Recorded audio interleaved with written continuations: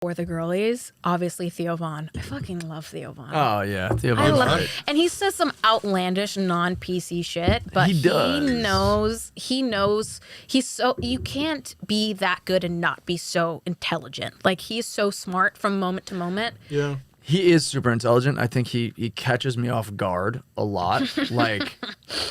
like he'll say something and I'll be like, hold on a second, what the fuck did this dude just say? Yeah. And then like 20 seconds later, he'll actually be able to like reframe it better and like explain what he actually said. Yep.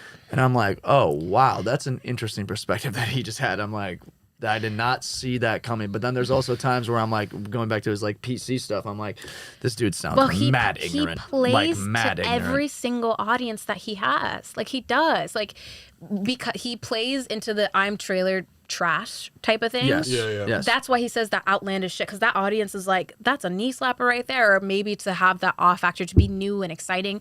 But he also understands there are very sensitive PC people in his audience, and he understands exactly where that line is where he can cater to everybody. I mean, he may get canceled like right after I say this, but hopefully he won't. But I mean, well, I think that's why I love Andrew Schultz. That's why I love Andrew Schultz, because he's this white, I'm assuming he's like Italian descent or something like he's that. Scottish, actually. Oh, Scottish. Okay, yeah. He's very quick. He's very witty. He's insanely witty. Yeah. I think he's much smarter than Theo Von. Absolutely. And I agree. and he's not afraid to say like jokes about, black people or Latino people or fucking, some kind of European people or like whatever. Like, because he started the off jump. He didn't start. He establishes what I am.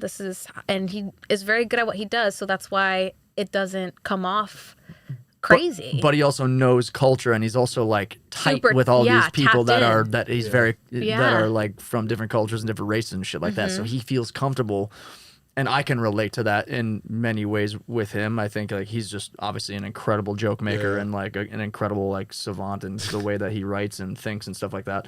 But I think he's tapped in and he's real. Like he knows these cultures a lot. He's an interesting guy. I like that he. Phil's response. He's an interesting guy. He's smart. He's cool. I like that. Phil's about to be like, I fucking hate him. I do. You can go off on your own podcast. On that one. I hate both those guys. Do you really? Both Theo Von? Yeah. Really? Why?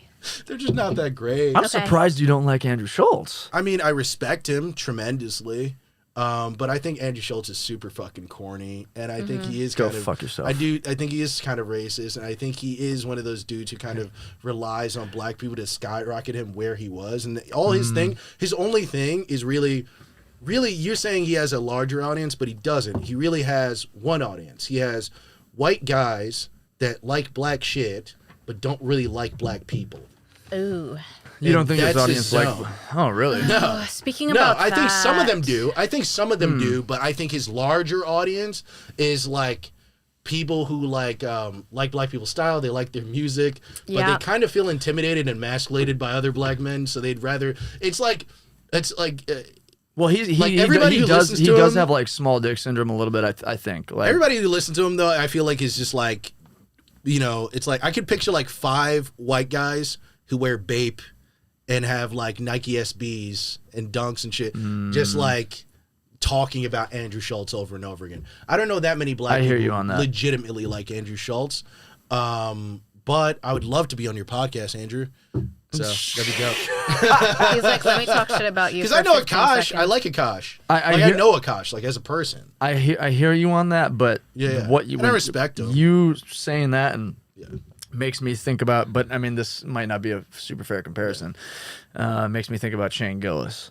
I love Shane Gillis is far better than Andrew Schultz. Oh, interesting. Because he's just like, you know why? Because he's actually like honest about who he is in the sense of like, you can tell he's just a decent dude. It's like Andrew Schultz, you can tell he's just like a piece of shit. It's like, oh, if I was going to talk to this guy, he'd be a total fucking dick unless I was somebody who is like important or something like that. I agree. I can and see then, that. You know what I mean? It's just like he's fucking that. phony. He's not very smart. He has a lot of people that would never actually challenge his thoughts in any real way. You know what I mean? Yeah, he's just not that funny. He's just fucking lame. I can feel that. Fuck that okay, guy. so back to you because we only got about 7 minutes left.